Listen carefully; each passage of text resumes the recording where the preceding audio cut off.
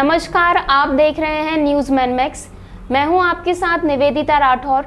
आइए रुक कर लेते हैं आज की मुख्य खबरों की ओर। श्री राम कथा आयोजन समिति भोपाल द्वारा आनंद तीर्थ शिक्षा प्रकल्प माता देवरी शाहपुर पर दिनांक 24 फरवरी से 28 फरवरी तक प्रतिदिन दोपहर 2 बजे से शाम तक समर्थ शिशु श्री राम कथा का आयोजन निश्चित किया है, जिसमें प्रसिद्ध कथावाचक पंडित श्री श्याम स्वरूप जी मनावत के मुखारबिंद से कथा का वाचन होना है। कथा के पहले दिन आसपास के 20 ग्रामों से 1000 मातृशक्ति कलश यात्रा में सम्मिलित होंगी। कलश यात्रा दोपहर 11 बजे से बीणापुर खजूरी रोड के मध्य स्थित जीन बाबा के स्थान से प्रारंभ होकर माता देवरी मंदिर होते हुए नवनिर्मित माधव छात्रावास भवन सरस्वती विद्या मंदिर आवासीय विद्यालय परिसर कथा स्थल तक दोपहर 1:45 तक पहुंचेगी। कथा का प्रारंभ 2 बजे माननीय कैबिनेट मंत्री निर्मला भूरिया जी मध्य प्रदेश सरकार के कर कमलों द्वारा दीप प्रज्वलित कर किया जाएगा।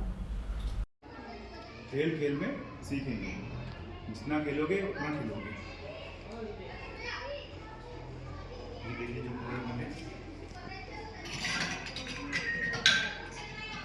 देखिए अपने बच्चे सीख जाते हैं। मटेरियल है पूरा।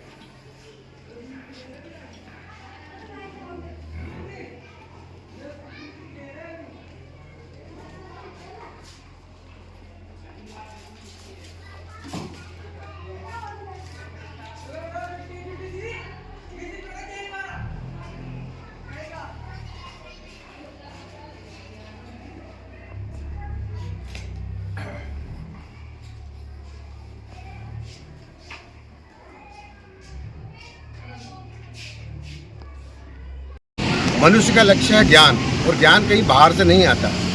मनुष्य की आत्मा में ही इसका अपार भंडार है। आवश्यकता है इसको अच्छा वातावरण देने की कि जिनके अंदर जो संभावनाएं हैं वह प्रकट हो जाए, और इन संभावनाओं को तलाशता है एक सामर्थ्यशाली शिक्षक, और वह बिंदु से विराट बना देता है। ऐसा ही ये केंद्र है जहाँ पर छोटे छोटे छात्रों को पढ़ने और पढ़ाने का तनाव नहीं, सीखने और सिखाने का एक वातावरण दिया जाता है। खेल खेल में कैसे शिक्षा हो सकती है और वह अपने मन से कैसा सीख सकते हैं, वे एक्सपीरियंशियल लर्निंग कैसे कर सकते हैं, ऐसा अनुभव जन्य अधिगम उन बच्चों को हो, इसके लिए यहाँ शिशु वाटिका बनाई गई है, और जिनमें ऐसे खेल खिलौने रखे हैं जिनको बच्चों को हम पढ़ने का अवसर देते हैं और वह अपने आप सीखते हैं। हम थोड़ा बहुत उनको करके, और कोई बात अगर उनको समझ में नहीं आती है तो वो हमारा आचार्य उनको सिखाने की कोशिश करता है। हम चाहेंगे कि ऐसी व्यवस्थाओं का आप सब अवलोकन करें और इसको मीडिया जगत में स्थान भी दें। धन्यवाद। मैं एक महत्वपूर्ण परिचय कराता हूँ। आज की इस प्रेस कॉन्फ्रेंस में हमारे बीच में सौभाग्य से उपस्थित है आदरणीय चंद्रहंस जी पाठक। आप जो है पूर्णकालिक कार्यकर्ता हैं, और विद्या भारती का जो ग्रामीण क्षेत्र में मध्य भारत प्रांत में जो काम चलता है उसके आप माननीय प्रांत प्रमुख पूर्णकालिक कार्यकर्ता है, इस नाते हमारा मार्गदर्शन करते हैं। मेरे साथ में हैं दाईं ओर बैठे हुए हैं आदरणीय श्रवण जी मालवी, इस विद्यालय के प्राचार्य हैं, और ये जो समर्थ श्री शिशु राम कथा हो रही है इसके आप महाप्रबंधक हैं। और मेरे बाईं ओर बैठे हुए हैं श्री नितिन जी मीणा, आप पास के ही रहने वाले हैं और आप सामाजिक कार्यकर्ता हैं। यहाँ जो राम कथा हो रही है उसके आप सह महाप्रबंधक इस नाते हमारे बीच में है। श्री राम कथा का आयोजन जो 24 फरवरी से किया जाना है, लगभग कितनी संख्या के लोगों के आयोजन की व्यवस्था रखी जाएगी? यह कथा में आसपास के 20 गांव से लगभग 2 से 2.5 हजार जो है जनता और धर्मप्रेमी बंधु और भगिनियाँ रोज देखने आने की संभावनाएं हैं। कहाँ पर ये कथा जी? यह जो कथा है यह जो आनंद तीर्थ शिक्षा प्रकल्प माता देवरी मंदिर के पास शाहपुर गांव में स्थित है।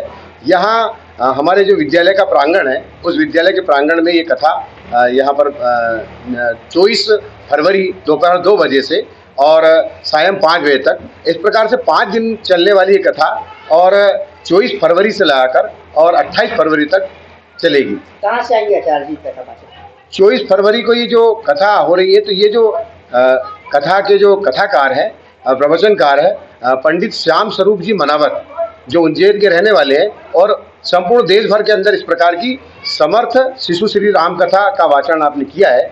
और यह एक विशेष प्रकार की कथा है जिसके अंदर हम ये चाहते हैं और कथा का व्यावहारिक प्रयोग और उसको समाज को लाभ मिलना चाहिए।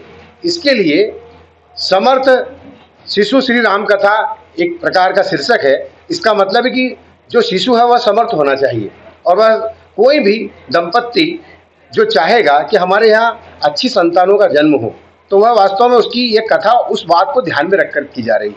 एक प्रकार से कथा का जो प्रथम 2 दिन है वह कथा का जिस प्रकार का जो कंटेंट है वह ये है कि 9 दंपति जिनके यहाँ अभी शादी हुई है और उनके यहाँ संतानों की अपेक्षा करते हैं वह भावी संतान की, तो उन्हें वैसा जीवन जीना चाहिए जिनके घर राम जैसे, कृष्ण जैसे, शिवाजी जैसे, महाराणा प्रताप जैसे और इस प्रकार का पुत्र का जन्म हो तो उनको भी कौशल्य के समान और जीजामाता के समान और इस प्रकार का जीवन जीना होगा तप और तपस्या के साथ, साधना के साथ में। ये कथा 2 दिन की शुरू दिनों में 2 दिन की कथा है। इस कथा का उद्देश्य युवाओं को मार्गदर्शन करना। हाँ, ये कथा का मुख्य उद्देश्य ये है कि हम जो देख रहे हैं अभी कि जिस प्रकार की हमको भावी पीढ़ी की आवश्यकता है देश धर्म को चलाने के लिए, राष्ट्र धर्म को चलाने के लिए, उस प्रकार के तेजस्वी युवाओं की आवश्यकता है। तो यह कोख से जन्म लेने वाले बच्चे अर्थात वे गर्भवती महिलाएं जो जिनके कोख में इस प्रकार के शिशु पल रहे हैं वह संपूर्ण समाज पल रहा है वास्तव में, और वह कोख में एक प्रकार का मनोमय विकास हो जाता है और एक प्रकार से बुद्धि का विकास हो जाता है।